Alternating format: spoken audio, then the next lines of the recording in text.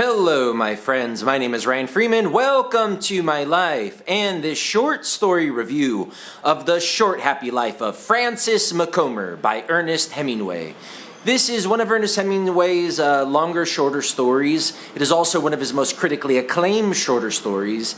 It came out in the mid-30s, published in Cosmopolitan magazine. It is a story which I will spoil.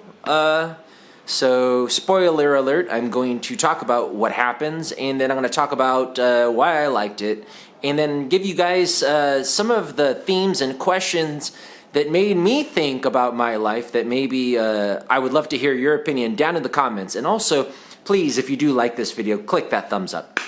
Alright, so The Short Happy Life of Francis Macomber is a story about a man and his woman, married American couple that go on a safari hunting tour with an English guide, a professional hunter. So these three main characters, as well as some African servant workers who are not treated all that well, but that is not really the main focus of the story.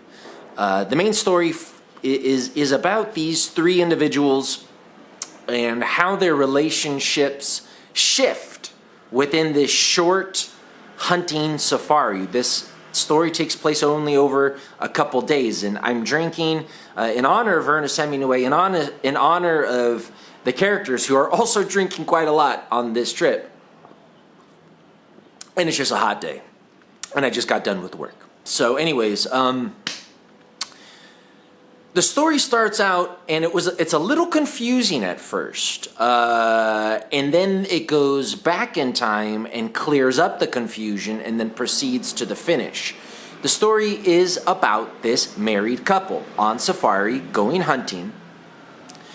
Francis Macomber, as in the title, Short Happy Life of Francis Macomber, is a tall, wealthy, good-looking American man who is just... he's just a success by every way you measure a man. In height, in looks, in amiability, in sports. He's good at sports. He's a good shot. Several times it talks about how he's good with the rifle. Good with fishing, I believe. He's just the man that every woman would want. There's nothing wrong with him that you can find. And he's married to Margot, his wife, who is also quite an attractive figure. She's intelligent, she seems supportive, and she's very attractive. And then there's Wilson, the English hunter.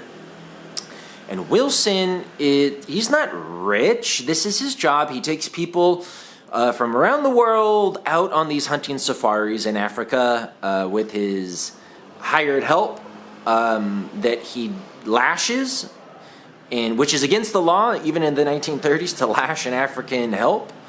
And Francis Macomber says, isn't it illegal to lash them? He's like, well, I could dock them their pay, but they'd prefer to be lashed, wouldn't you? So, it's a different world. Africa's a different world than the world probably you or I are in, unless you're in Africa, in the 1930s, almost 100 years ago. But that's not really what the subject is about. The subject is about this hunt and how the relationship shifts. Because what happens is they go to kill this lion. They hear this old male lion roar, and Wilson, the expert hunter, he's guiding them towards the lion. And Wilson, throughout all of these encounters and all of these experiences, is having internal dialogue. He is judging Margot, he's judging Francis, her rich, tall husband, who's good at everything. He's judging them. There's a lot of critique upon Americans. So if you're British and you like taking the piss on Americans, then you might like some of Hemingway's observations. You can tell me if what Hemingway says is true to you.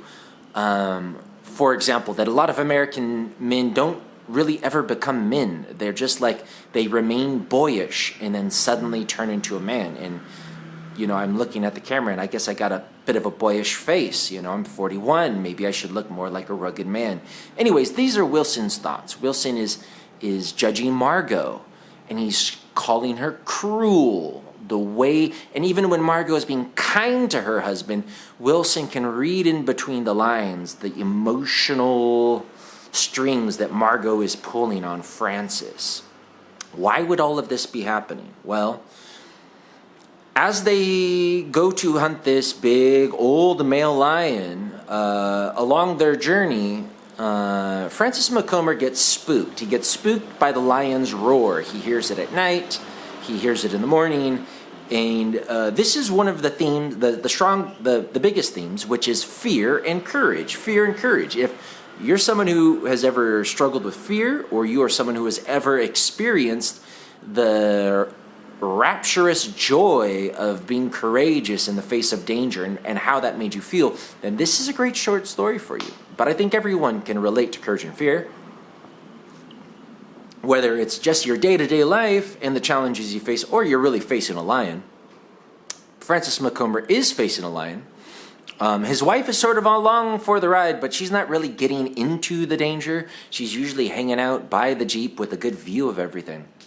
And Francis, he doesn't have the opportunity to talk to his wife about the fear that he's feeling. He doesn't. He which might have helped him. He just has it inside, and it's gnawing at him, and he's trying to play it cool. And everyone doesn't really know how badly spooked he is, but it starts to become apparent when they actually come face to face with this beast.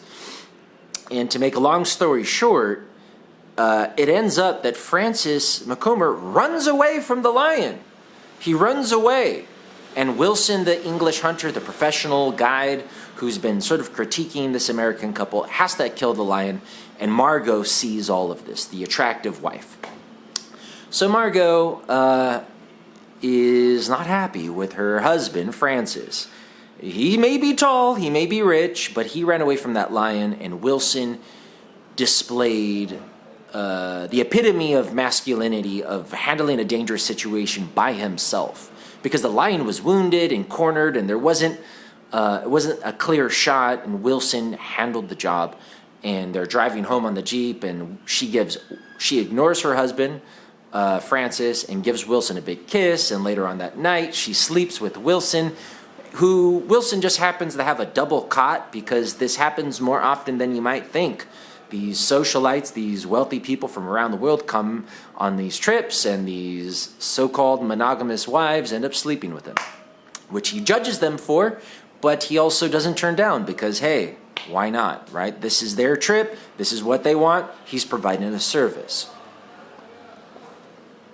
So there's the theme of infidelity, how infidelity could happen. And in Margot's case, it's because her husband's a coward.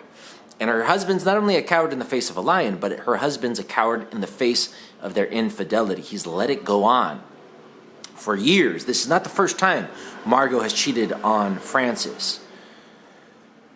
But it is the last time, because Francis finally flips, and he cannot hold in his rage at Margot's infidelity, and he just has a hissy fit in the morning, breaking all rules of sexual decorum, which pisses off Wilson. Wilson has no respect for Francis after he ran away from the lion. Although Francis does redeem himself in some of his conversation, Wilson really can't make heads or tails. He doesn't know whether to give up on Francis or have hope for him. So this sort of, when you see a person less fortunate than you, perhaps morally or emotionally, whether you feel pity or encouragement or disgust, and this is a strong theme as well. But Francis has this hissy fit. He calls Margot out, calls her a bitch. But the thing is that Margot is not leaving Francis because Francis has too much money. And also, Margot's, even though she's good looking and cultured and, a good talker, intelligent, all of that, she's too old to start over again. So you might consider that. Is there a point where even a very attractive woman wouldn't leave her lover just because she's a little too old to start over? so she just will stick with it? Or are there people who will stick in, a unsatisfying marriage simply because of money? I have a good friend who's in one of those, but let's not talk about that. Okay. So he has this hissy fit, and Francis will not leave Margot because he's a coward. He's just afraid. And Margot is so good looking. So anyways, this goes on, and Wilson just like, I can't believe this is what it is. I mean, now I have to have this uncomfortable hunting experience. But something happens. They find some buffalo, and they have this thrilling chase of these big male bull buffalo. And Francis, the coward who is a cuckold, right? His wife is cheating on him. He suddenly, and through that sort of expurgation of anger and the thrill of the hunt, he is reborn. He loses his fear of everything. And this is one of the most remarkable passages, because I am someone who loves these moments, whether it's ecstasy or courage or whatever high level of raw feeling or sense that we experience. There are these moments that do transform us. And Francis is transformed in the hunt of these buffalo. He has no fear. And as he goes, he's killing these buffalo. And as he goes to kill this wounded buffalo, and he faces it not only like a skilled hunter, but almost like a maniac who has zero fear, because even as the buffalo is charging straight into him, he doesn't move to the side like Wilson does. And Wilson is so now happy for Francis, how courageous he is. He's seen this transformation happen in other men, and it goes into the topic of masculinity and what is a man, and how some men never get that, and how some men get it too late. But once a man finds that place in himself where he truly becomes a man, it's like, and you shouldn't talk about it too much because it ruins it. There's all of this nuance about masculinity and this man and what that is. He doesn't necessarily say it. It's not just courage. It's something. And I really love that, because there is something amazing about being a man in these moments. But there is also there are some people who might not like you becoming a man, because that changes the dynamic of the relationship. Because as soon as Wilson saw Francis Macomber become a man, like a true man, even though he's like already like 40 or whatever, he knew their marriage was over, because there's no way Margot would be able to control him anymore and go sleeping around with all these guys. And Margot realizes it too. And Margot, before they gets to this big showdown with this injured buffalo, Margot's trying to cut him down. She doesn't want him to have that courage. They built this life where she can sleep around and she still gets to enjoy his money and yada, yada, yada. She doesn't want him to be a man, because she will lose him and she will lose that money. And in the end, as he's about to get killed, presumably by this charging buffalo, we don't know what would have happened, because before the buffalo actually hits him, Margot blasts his head off. She blasts her husband's head off. She's sitting with this large rifle right by the car or the Jeep, and blasts his head off. And you're left with this idea of, did Margot try to shoot the bull charging her husband and accidentally shot her husband? Or did she shoot her husband because she knew that she was going to lose everything? She was going to lose him, lose probably the money and all of this, and she'd have to restart as this older, rich woman. She was afraid of, or she was taking the power back, and you can analyze the end. But that is why Francis Macomber had such a short, happy life, as in the title, because he literally had less than 24 hours, less than even a few hours of actually truly being happy and alive and in control of his destiny. Hemingway's definition of what a man is. So if you're interested in any of those themes, I highly recommend The Short Happy Life of Francis Macomber. It is a short read, a little bit longer than most short stories, but short enough, and a great book, a great story from the 1930s. Please post your comments down below. Click thumbs up. I will see you next time. My name is Ryan. Bye.